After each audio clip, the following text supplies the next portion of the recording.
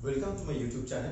Today we are going to understand what is Gauss's theorem, what does it signify, and what are the applications of Gauss's theorem.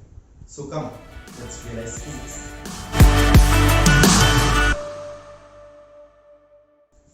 So before we going to understand what is Gauss's theorem, so just let us understand what is electric flux, because electric flux is the main part that you need to understand.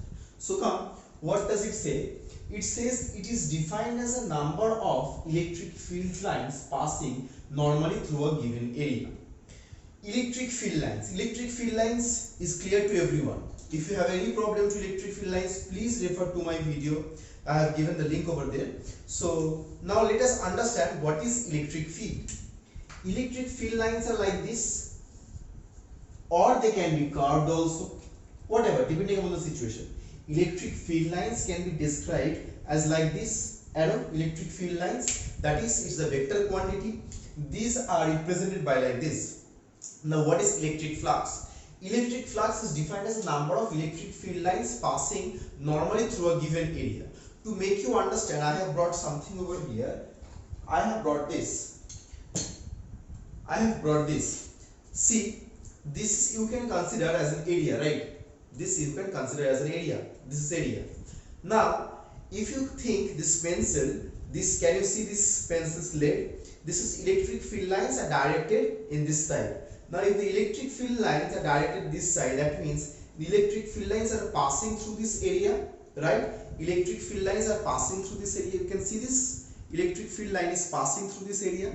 Now, this electric field line is passing normally through this area. Normally means that is the area vector and electric field lines are along the same line. Area vector means a perpendicular vector to this plane of the paper or this area. So you can see this is electric field lines passing through this area. How many electric field lines? Only one electric field lines. Now what will be the total flux of this this surface? How many number of electric field lines? One electric field lines and this total area.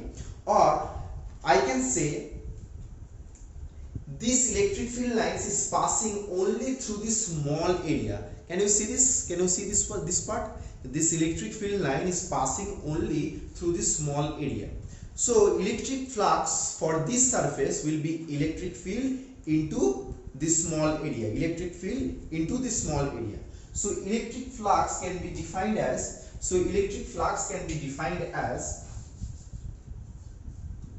E dot A. Here A is also a vector. I have told you area vector. Suppose just consider if I consider this board is a area, right? This board is a two-dimensional area. It has some amount of area or whatever it is. Now what will be the area vector for this board? The area vector for this board will be directed outside, perpendicular to the plane of the board. Clear? So electric flux equals to electric field lines dot A. A means area vector. So here we can understand it very clearly. See that this is the electric field lines passing through this small area. Can you see this area? This small area. This I have made a hole over here so that electric field lines can pass actually. For this pencil to pass. So this electric field line is passing through this small area. So this small area into electric field lines will give the electric flux for this small surface. Now imagine the electric field lines through this total electric field electric flux through this total area. What will be the condition? For that condition for electric field lines for this total area will be from each and every point electric field lines should pass. Okay, for that we will say electric field lines will be E dot A, that is the total area. So ultimately this is I hope ultimately this is understood by everyone what is electric field lines. So if I consider this as an area, if I consider this to be an area, and through these electric field lines are passing,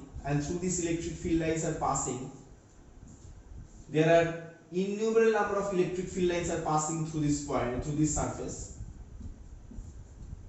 Then this electric field is E vector and this says area A, so electric flux will be E dot A. Now this is a dot product. Now here it is said electric field line is passing normally. Now suppose the condition can be like this also, electric field lines are not passing normally. For that, what will be the condition? Suppose, just understand this. This is the surface I am talking about, and electric field lines is passing like this. Now you can understand that this electric field line is not passing normally. You can see this, right? Electric field line is not passing normally. Clear to everyone? Now for this one we have to consider the normal component. Normal component means this has to be the normal component. This has to be the normal component. Are you understanding this part? This has to be the normal component. For understanding this, wait, let me. Here you can see the pencil. This pencil is not normal to the surface, right? And here you see this one, this small brush I have brought over here. This small brush is actually depicting the area vector of this plane. So this area vector is directed normal perpendicular to this plane, and this electric field line is making some angle with this area vector. So there is a small angle between them. This small angle, for this small angle we have to consider the angle. So suppose the condition is, if this is a plane, the area vector is perpendicular to the plane, and an electric field line is passing through this plane, making an angle theta. Then what will be the electric flux? The electric flux will be EA cos theta. I have told you this one was dot product, so this is the angle between the electric field and the area vector. So electric flux will be EA cos theta. Yes, this is what is called electric flux, and we define electric flux with capital Phi. So this one is clear to everyone, what was electric flux. So this flux is very important to understand. Now we are going to understand Gauss's theorem. To understand Gauss's theorem, so let us just go and find out what is Gauss theorem and what does it tell us about it. So come, let's see. So according to Gauss theorem, the net electric flux through a closed surface is equal to 1 by epsilon naught times the charge enclosed by the surface. Now this is the mathematical form of Gauss theorem. So now we are going to understand what is Gauss theorem. So just understand, if you consider this surface, just consider a sphere. And inside the sphere, at the center of the sphere, you have kept a charge of plus q. So this plus q has electric field lines. Electric field lines are directed in all the directions. You know already what is electric field lines. Electric field lines are directed in all the directions. This is an influence. I told what is electric field. Now these electric field lines are passing out of the enclosed surface. They are originated inside the surface, inside the enclosed surface, and these electric field lines are passing out of the surface. Now these electric field lines, when they are passing out of the surface, they are forming electric flux through each and every surface through which the electric field lines are coming out, right? Through each and every surface through which electric field lines is coming out, there is an electric flux. So total electric flux, so Gauss theorem says the total electric flux, this is the total electric flux. This is the total electric flux.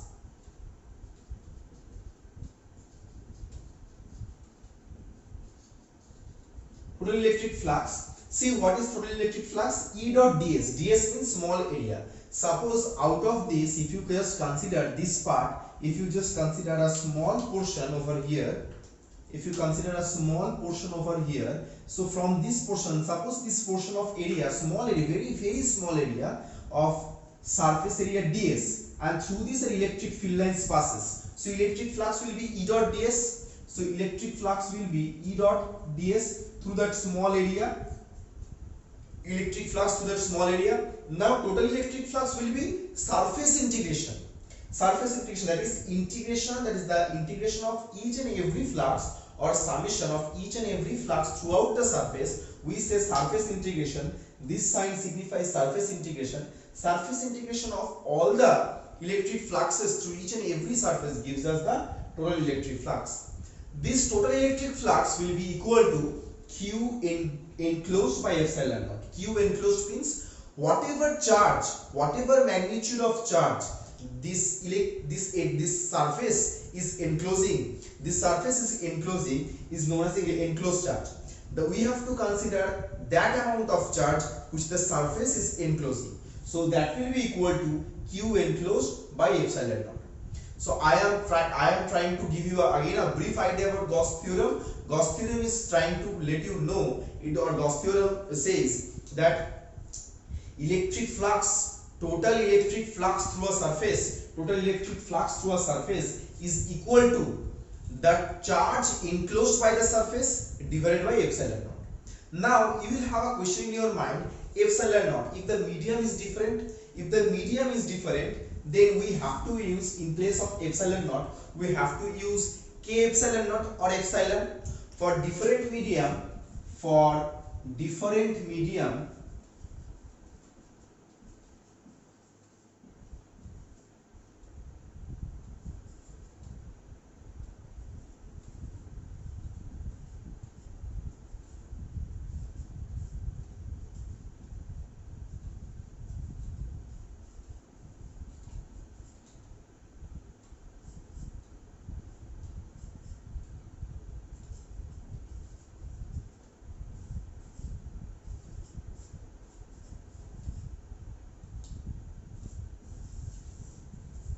see, you have to keep this in mind also. For different medium, the permittivity of that medium will be epsilon, or we can say the dielectric constant is K. Then in place of epsilon naught, we have to use K epsilon naught or epsilon for different medium. That is clear? Now electric flux, which flux we have to consider? The electric flux due to the charge enclosed by the surface. This, you keep this in mind, you have to get this clear. See, electric flux due to any charge can be possible. Suppose in this example only, suppose if I consider this as a sphere, and if I keep a charge here, what will happen? Electric field lines will be emitted by this charge in each and every direction. The electric field lines entering this surface and leaving this surface. So here is also an electric flux inside, net electric flux and outward electric flux, and inward electric flux and outward electric flux. So which flux we will consider? The electric flux due to the electric field lines of the charge enclosed by the surface. So is there any charge enclosed by the surface? No. Therefore net electric flux will be 0. That means inward flux is equals to outward flux. Okay, so inward flux equals to outward flux. So we have to consider the electric flux due to the charge enclosed by the surface. This is clear to everyone? So this was Gauss theorem. Now from Gauss theorem we can understand, from Gauss theorem we can also prove this theorem also. And another thing we have to understand, Coulomb's law, we can also prove Coulomb's law from Gauss theorem also. And what are the benefit of Gauss theorem? Gauss theorem makes our calculation very easy. Gauss theorem makes our calculation very easy. For any symmetric object or any symmetric criteria or symmetric charge distribution, to understand the electric field at any point, Gauss theorem becomes the utmost helpful for this. So we are going to understand everything. What are the applications of Gauss law also, we are going to get it. So just understand this law. If you have any questions, write me in the comment section. If you have any problem, just write me in the comment section and I will help you out. Okay, and if you have any doubt regarding electric field, please go through the videos. Clear? Now let us jump into the proof of Gauss theorem.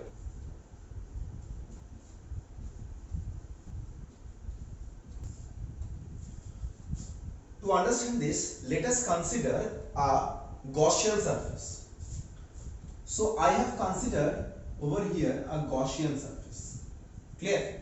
Now inside this is a sphere, this is a spherical surface. Why I have taken a spherical surface? Because it is symmetric and easy to calculate. We have to prove, and this Gauss law holds for each and every surface, each and every shape. So it is better to understand with the symmetric shape so that we can calculate it easier. Okay, now understand, I have put a charge of plus a positive charge at the midpoint of this spherical surface of this Gaussian surface. Now electric field lines are moving out of this charge in each and every direction. Electric field lines are moving out of this charge in each and every direction. Now suppose if I consider here this portion, this area if I consider ds, now electric field lines are going to pass out from this area also, right? So flux through that area we can consider as d phi is equals to E dot ds. Flux through that area is d phi is equals to E dot ds. Now if this surface, if the charge was placed at the center of the sphere, of the spherical surface, and this surface, the distance from the charge of the center of the surface will be the radius. This is the radius. So electric field at this point at the surface will be 1 by 4 pi epsilon naught q by r square dot ds, right? Q by r square dot ds. And now both of these electric field and the area vector are along the same direction. That is clear. So ultimately on dot product we get this one, a scalar product. Now this is the electric flux through this surface. Now what will be the total electric flux? Total flux phi will be equals to integration of d phi, that is the surface integration. So let us do it. What will be the surface integration?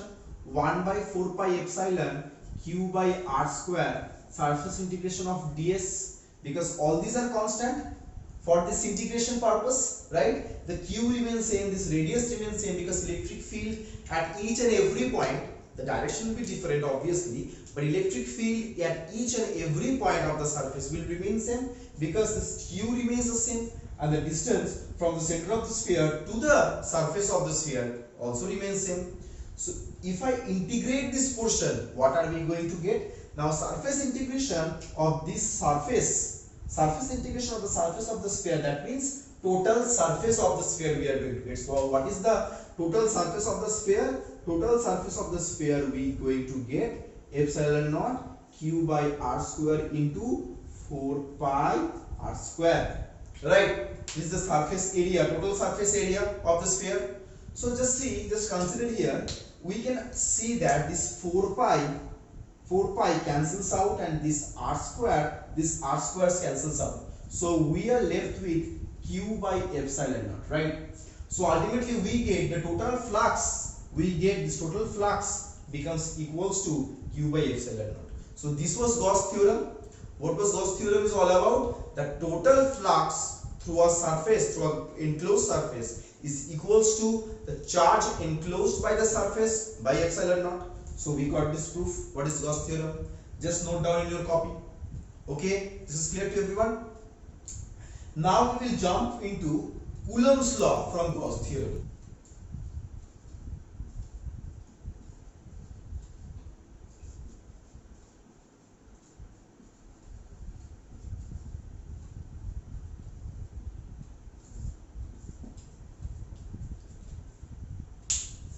Coulomb's law from Gauss theorem. Okay, if q is placed over here, what will be the electric field due to this q at this point which is r distance away from the q, at this point which is point p, which is r distance away from the q. So this we are going to find out using Gauss's theorem.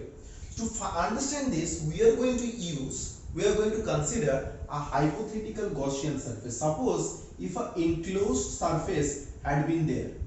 Okay, I tried to draw a sphere, but it turned out to be an ellipse. Okay, just consider this as sphere. Okay, So at this point, if this I have considered a Gaussian surface or an enclosed surface, then at this point what will be the electric field at P? To understand this, total flux E dot ds should be equals to Q by epsilon naught. Should be equals to Q by epsilon naught, right? Now E we don't know. Okay. Now what will be the area, total surface area of the enclosed sphere?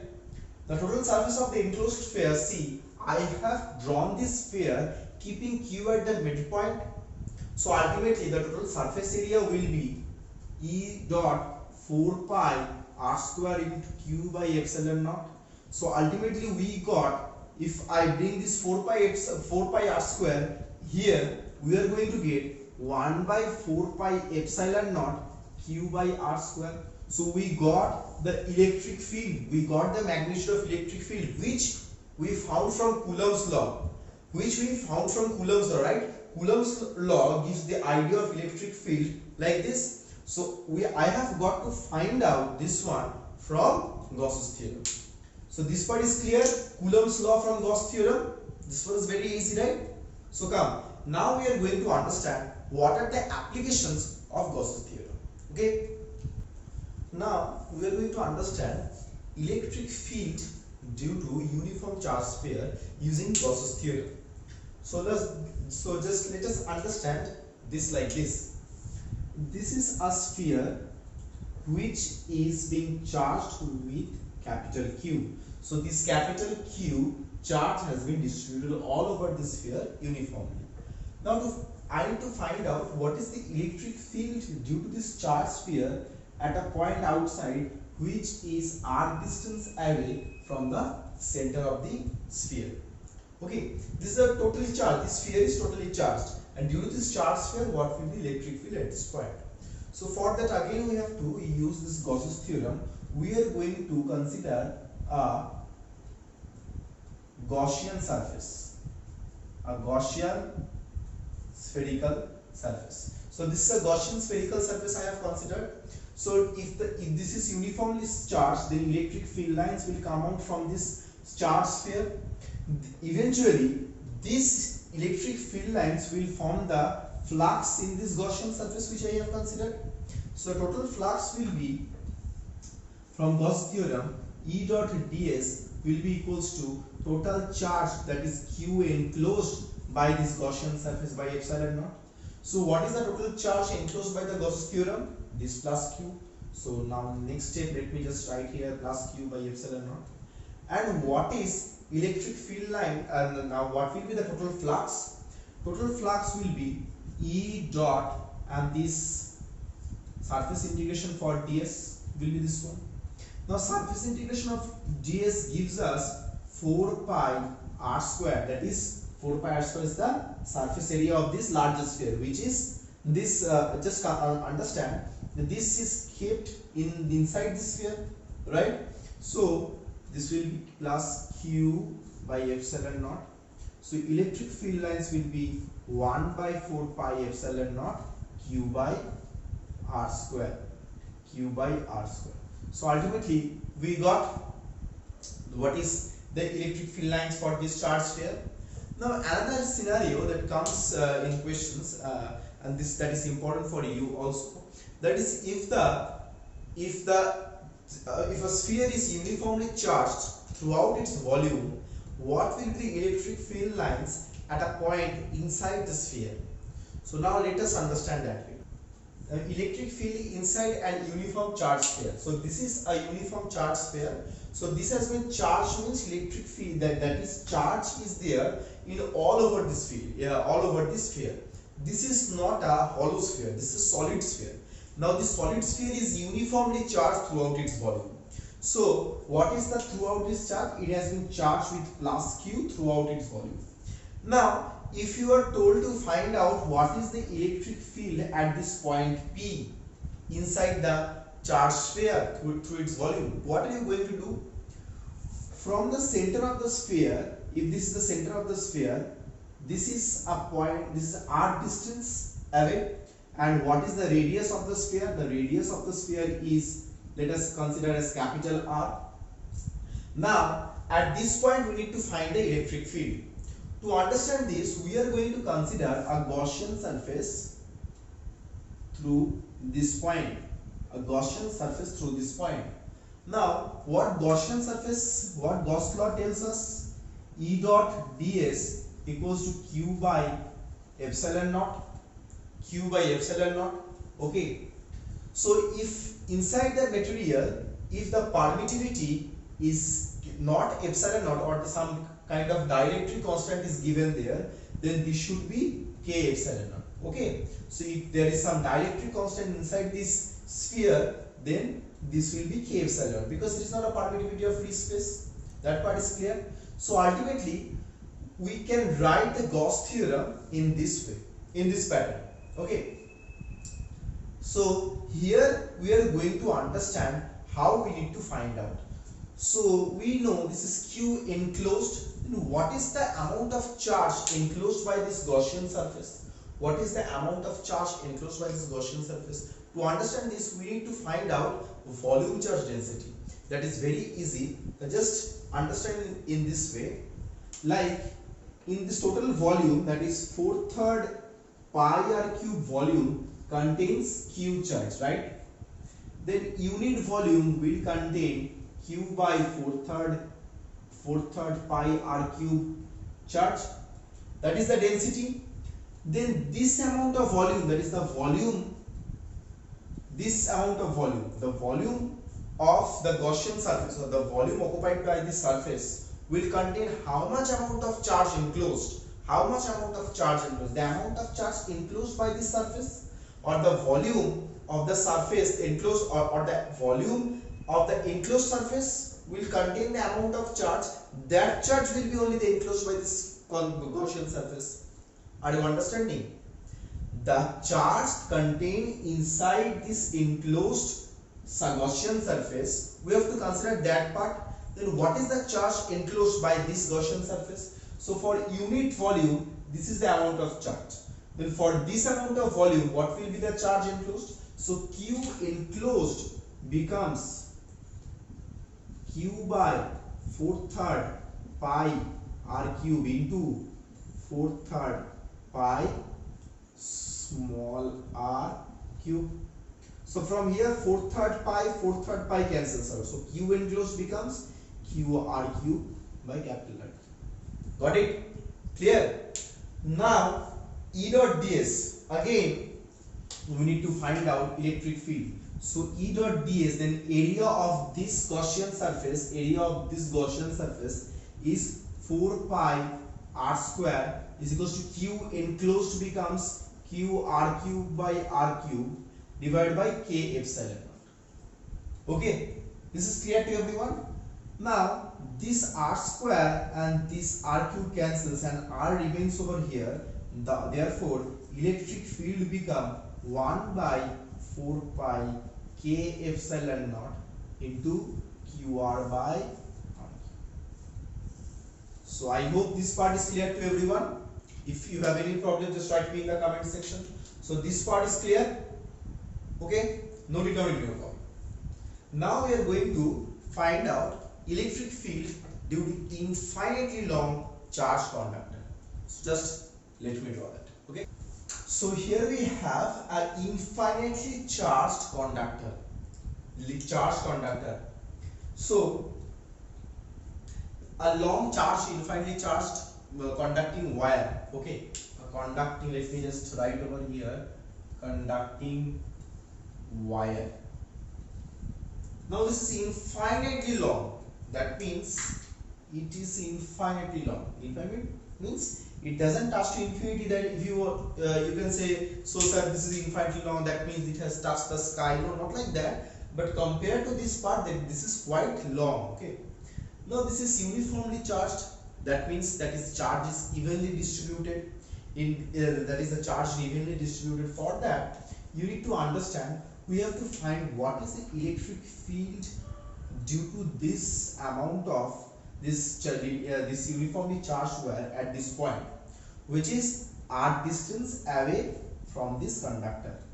To understand this, we have to consider again a Gaussian surface. That is a Gaussian surface, that is a surface enclosed by the charged. The surface enclosed by the, so what kind of Gaussian surface I have to consider? To make it easy, we have to use a symmetric surface. So for symmetric surface with this wire, which kind of geometric shape can go that symmetrically, that surface can be used to understand Gauss law? Let us consider a cylinder. A cylindrical surface can be drawn like this. Suppose I have drawn a cylinder like this. Consider a cylindrical surface. Clear? A cylindrical surface I have drawn. Then how much amount, what is the height of the cylinder? Let the height of the cylinder be L,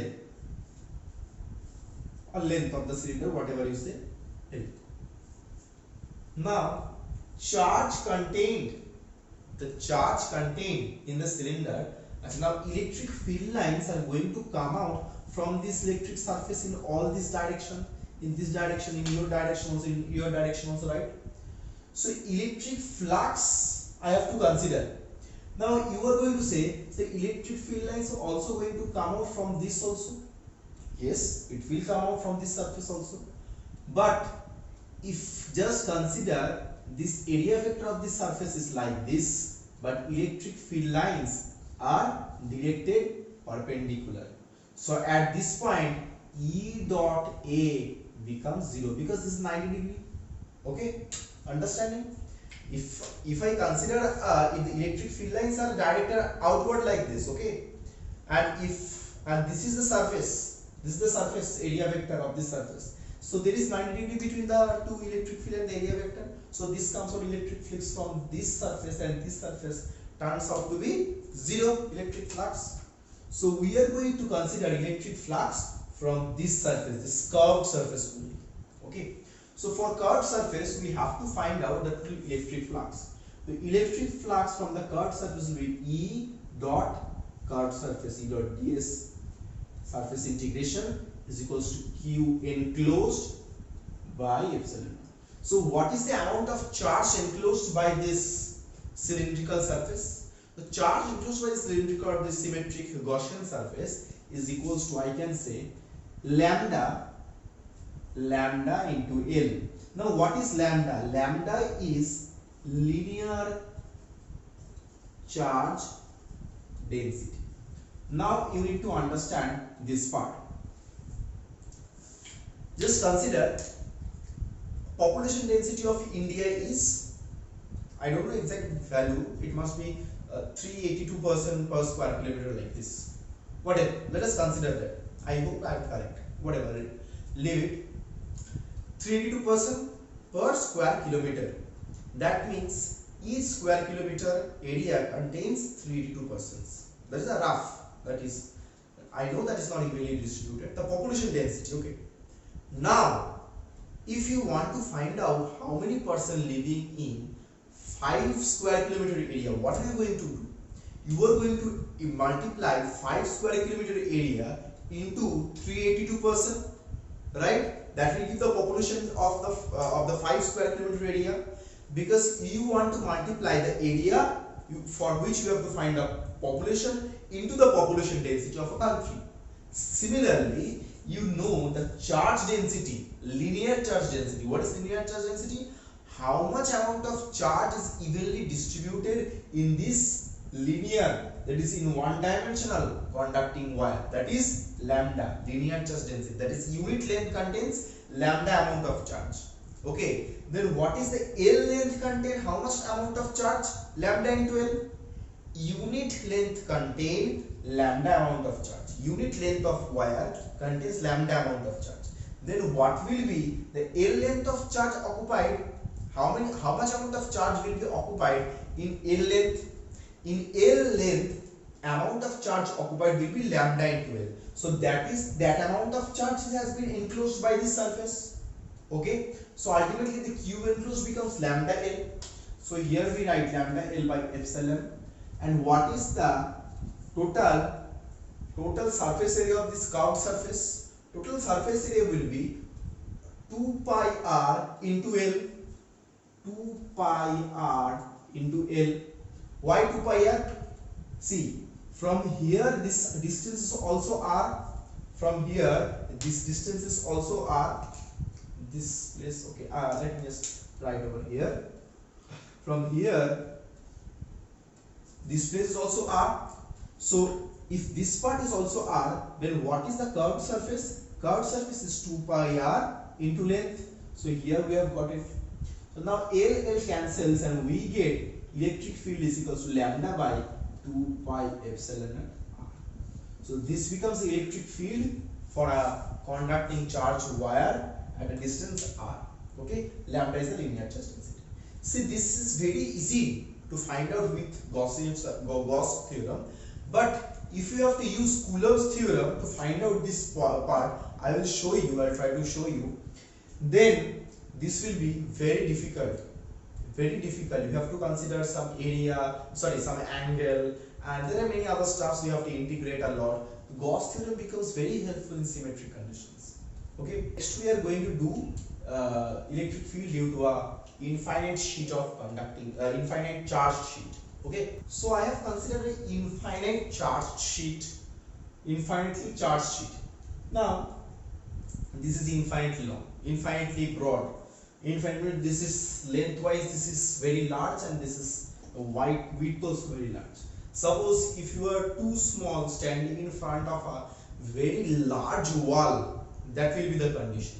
Okay, now we are going to find out what is the electric field due to this charge sheet. What is the electric field due to this charge sheet? For that, we are going to use a Gaussian surface that can go with this charge sheet. Now, what kind of Gaussian surface for this we can use? See, here is a fact. Now, I am going to use a spherical one. Okay, a spherical one like this.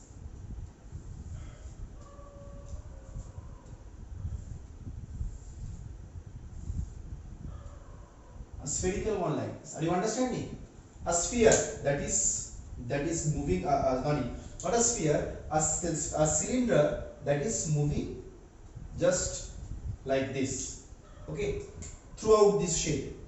Now you are going to think what will be the electric flux with this Gaussian surface. Now Gaussian surface is the charge enclosed by overall, right? The overall charge enclosed by the Gaussian surface. Now you can see it is only this portion is enclosed by this surface. Now as it is infinitely long and the charge is evenly distributed throughout the sheet, it will be difficult for us to find out a Gaussian surface that can be infinitely broad and for calculation. So it's better to find out the electric field due to small portion. Then we are going to understand what will be the for the larger portion. Okay, so for this small portion, this can be a suitable Gaussian surface. Okay, now we are going to find out the electric flux through this Gaussian surface. Now electric flux through this Gaussian surface will be electric field lines are coming out like this, right?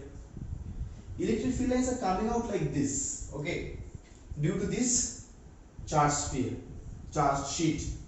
Sorry, due to this charge sheet. Now these are the electric fields which are coming out, and I have considered this. Okay, this cylinder which I have considered, this area is very small actually. I have considered a very smaller cylinder of very small cross section area. So this area, let it be del S. Okay. Now you are going to say the electric field lines are also coming out of this like this. No, electric fields are not coming out like this because this uniformly charged. The electric field lines are coming out perpendicular to it. Okay.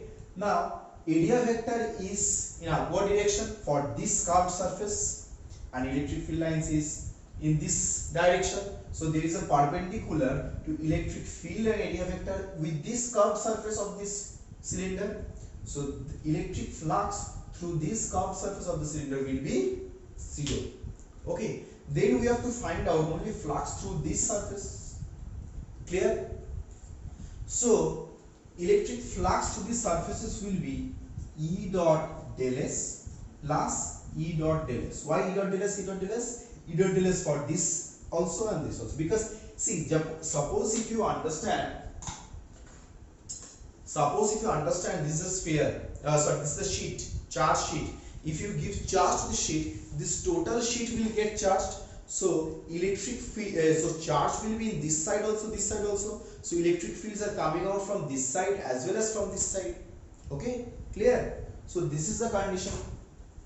So E dot del S plus E dot del S, this is the total flux. This is the total flux. So total flux must be equals to charge enclosed by epsilon naught according to Gauss theorem. So what is the charge enclosed by this Gaussian surface? So charge enclosed by the Gaussian surface, this is the amount of charge enclosed by this Gaussian surface, right? The amount of charge contained in it. What is the amount of charge contained in it? The amount of charge contained in it is sigma dot del S by epsilon. Now what is sigma? Sigma is the surface charge density of this sheet. Okay, so this I have got. So ultimately if I have to equate both of this, we get 2E dot del S equals to sigma del S by epsilon naught. Now del S cancels, therefore from here we get E is equals to sigma by twice epsilon. Now the most striking feature here is the electric field. The electric field due to this sheet of infinitely large sheet does not depend with the how much distance you are away from it.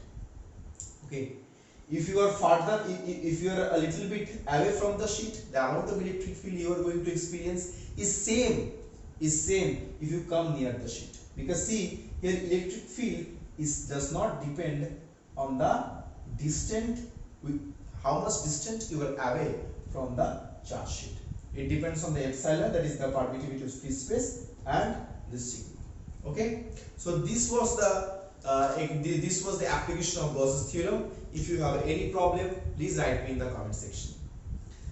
And if you want to have any doubt regarding the electric field, Coulomb's law, or dipole moment, or any of this part, the link has been given over here. Please go to the videos and watch them. If you have any problem, you can always write me in the comment section. Okay.